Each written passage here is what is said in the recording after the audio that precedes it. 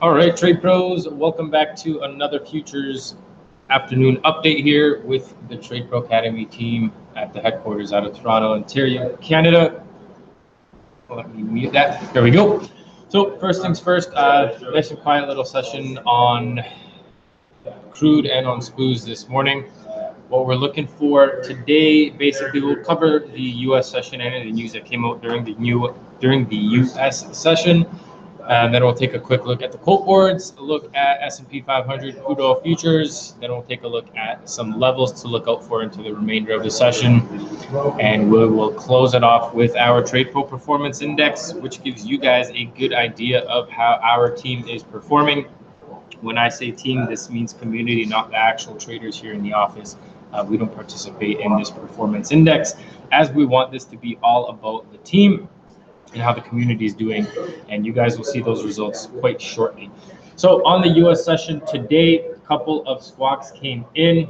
We had Chinese Global Times editor-in-chief Hu Zhijin, who's been quite vocal throughout this whole China-U.S. trade war. He tweeted that President Trump on Thursday predicted a swift end to China-U.S. trade war. This kind of confidence, believing that the U.S. can quickly press China to submit, is the biggest obstacle to reaching a deal. The trade war may last for a long time. I think people better not hold illusion. And kind of on the back of that, out of Chinese press citing the U.S. envoy, mentioning that U.S.-China trade talks must be based on mutual respect, and repeated that there are no official talks about President Xi and President Trump meeting. So we kind of mentioned this earlier this week. You got one party saying one thing, the other party coming in and saying another. I think we had Trump, or the U.S. was mentioning that Trump is going to meet with President Xi at the G20 summit.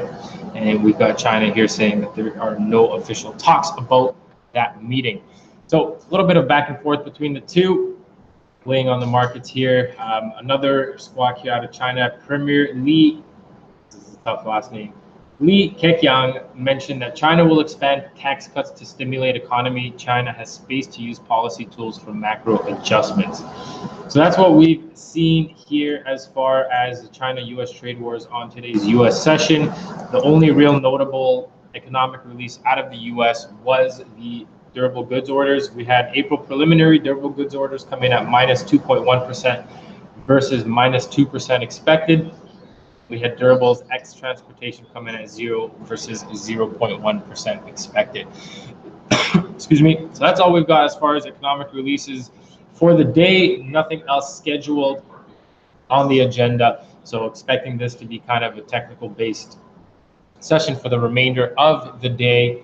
And unless we get any new squawks coming in about the China-U.S. trade war, don't really see too much going on into the close.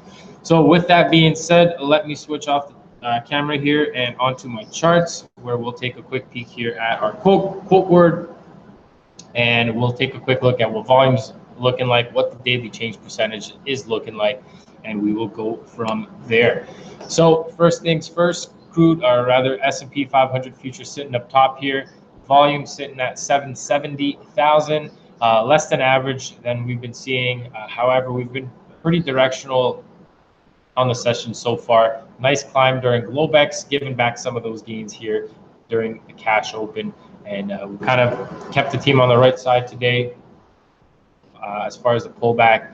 Daily change percentage, we are up 0.30% from the previous day's close, which came in at 28.2175. We're currently at 28.28. So 0.3% up on the daily percentage. Volume a bit lighter than what we've been seeing, especially since yesterday. Yesterday we had around 1.1, 1.2 million on the session. Crude oil futures down here, we have around 560,000 contracts traded on the session so far. Daily change percentage relatively flat, up 0.3 or 0.2% of the. We are up 0.02% from the previous day close. Doesn't really make sense here. My previous day close comes in at 58.21, and we are at 57.93. So not too sure why it's showing plus, but relatively muted on the session so far. Volume as well, sitting just about on average around the 559,000 contracts. So both of the markets today, SPUs and crude oil futures, have been sold. Sellers have been in control for a majority of the session. Based on the climb overnight during Globex on both these markets, they both caught a little bit of a bid going into the Asian session, coming into London and into the New York Open. And since the US Cash Open has happened, similarly since the pit open on crude, we've seen a slight bid, which has just been stepped into by the sellers as they have pressed both of these markets lower. So let's take a look at our pivot charts now, see where both of these markets are relative to their pivots. And here you can see crude was quite bearish yesterday. Your pivot, there's 1, 2, 3, 4. So we came almost as low as your S4 before rotating back up to that pivot overnight. See, that's the little move that we had. Pivot kind of held as resistance throughout the whole session. Coming into the New York Open, pit open, pressed up into that pivot right around the 58.96, right around that 59 even level, and we have pressed lower. And so that's kind of what we're watching to do.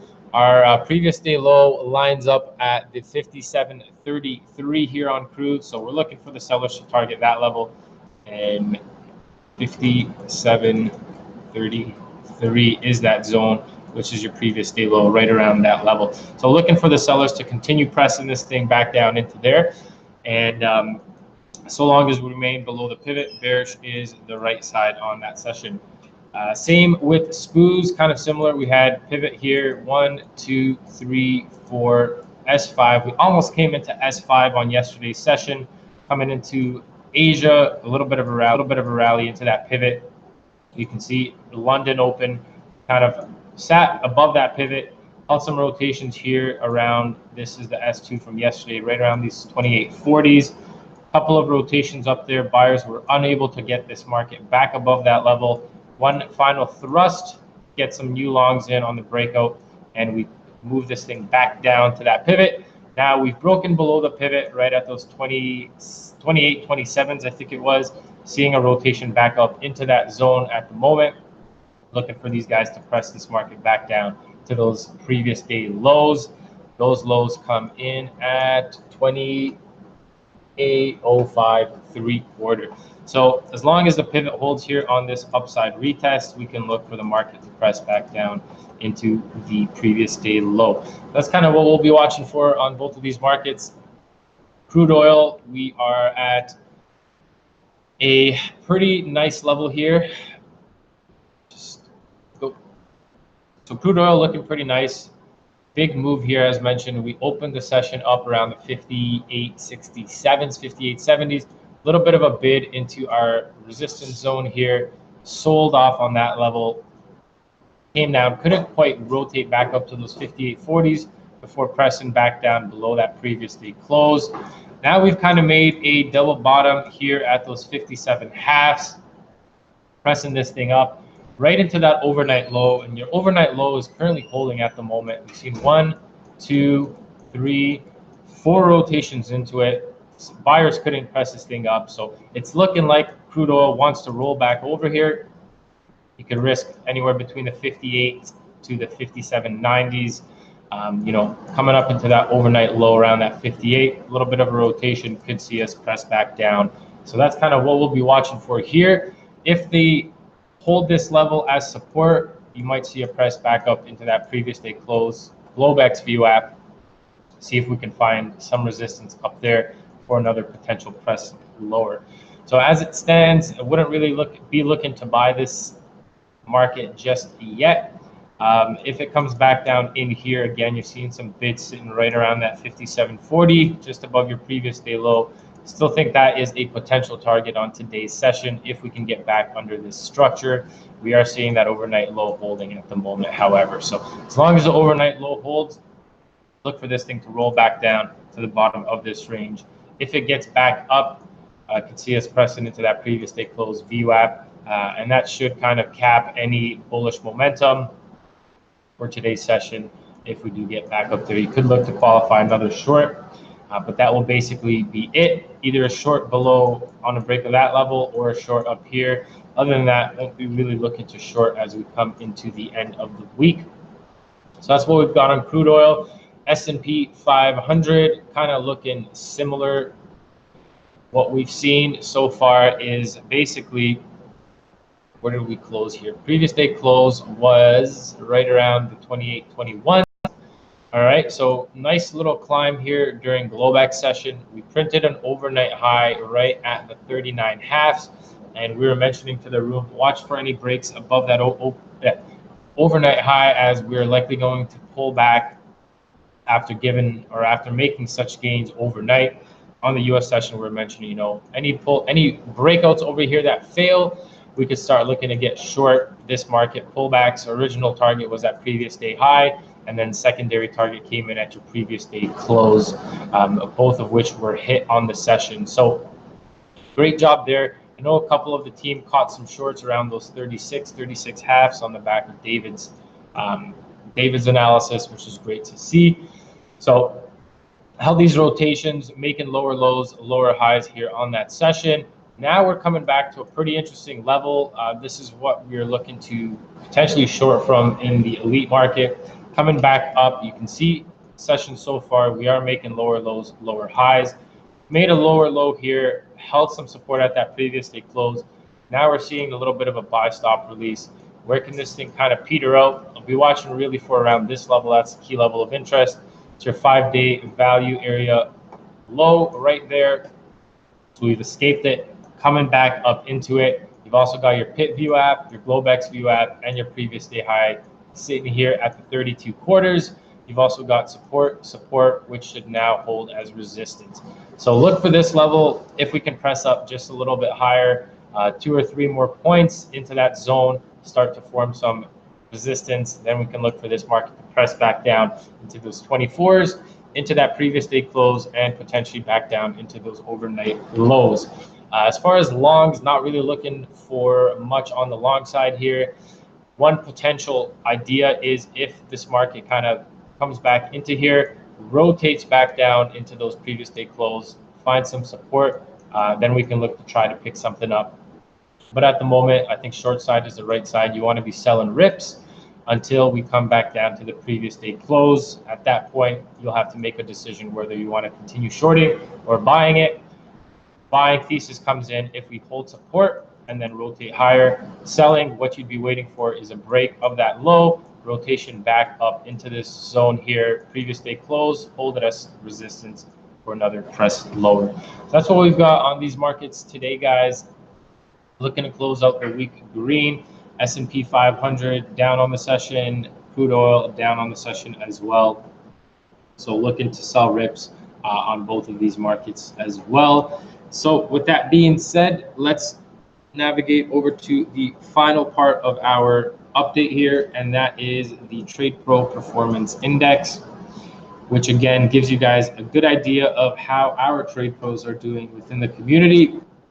The results you guys are seeing here are based on live capital. This is not demo results. While demo results are nice to see, our demo results are good.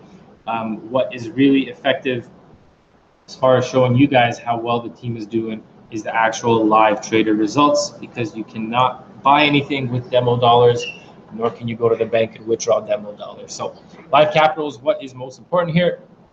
And what you are seeing is on today's date, Friday, May 24th, 60% of the room was green, 13% was flat, and the remaining 27% were down, giving us a nice close to the week of 73.33% green on the session, and closing out the week really nice and green. The week started on the 20th, so from there, I'd say we've held around 60, high 60s as far as live positive results. So as we come into the last week of June, or rather last week of May, getting ahead of myself here, last week of May, average is coming in at 66.69%.